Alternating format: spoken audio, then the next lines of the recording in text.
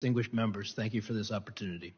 The only true consequence we have to slow down and discourage people from coming into the United States illegally is sending them back to their country of origin. Throughout the first 3+ years of this administration, I saw a steady decrease in the countries we could send people back to. For the first time in my 25 years, and under 5 different administrations, whether through neglect or on purpose, I saw a large-scale lapse in our ability to return people to their country of origin. The inability to send people home meant that most people being arrested for illegal entry would either have to be detained or released.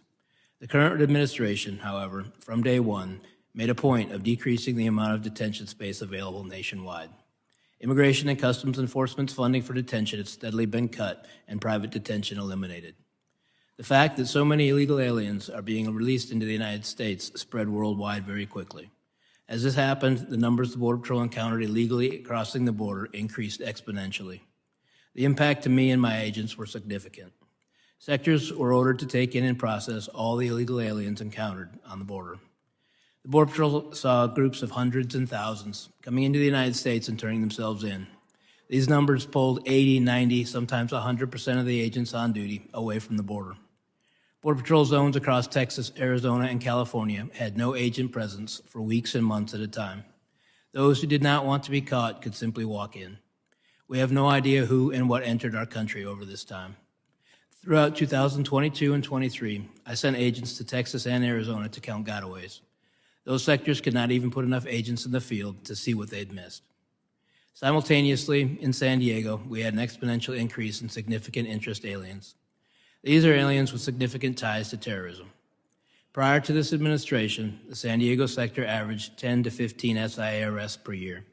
Once word was out the border was far easier to cross, San Diego went to over 100 SIAs in 2022, well over that in 2023, and even more than that registered this year. These are only the ones we caught. At the time, I was told I could not release any information on this increase in SIAs or mention any of the arrests. The administration was trying to convince the public there was no threat at the border. Fentanyl is another issue. The San Diego area sees between 80 and 90% of the methamphetamine and fentanyl seizures annually for our entire country. With little enforcement at the border, these drugs were coming through en masse.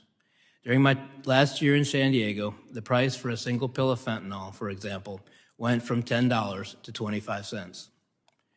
To make matters worse, during 2022 and 23, I had to shut down San Diego traffic checkpoints, which are critical for drug interdiction, because the resources had been diverted to the process and release mission. The large numbers also had and still have a negative impact on the San Diego community. I had to release illegal aliens by the hundreds each day into communities who could not support them. To quiet the problem, 2 flights a week were provided from San Diego to Texas. These flights simply brought aliens that would have been released in San Diego over to Texas. Each flight cost approximately $150,000. This was the administration's way to try and quiet the border-wide crisis. Once these flights were stopped and the releases continued, California saw the true economic impact. I received calls from the governor's office, local mayors, and hospital administrators asking me if we could keep injured aliens in custody so the federal government would pay the medical bills. Through pressure from the administration, my headquarters became more interested in the fiction that being portrayed in the media and not at all concerned with reality.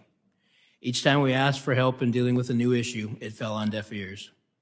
At times in San Diego, we had 2,000 or more aliens sitting in between the fences asking to turn themselves in. I was told to move them out of sight of the media. Meanwhile, Border Patrol agents are continually forgotten and neglected by the media and this administration.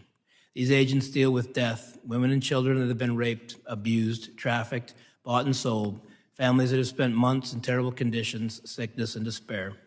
If you look at the dramatic rise in the number of suicides within the Border Patrol, it is directly correlated with the migrant surge.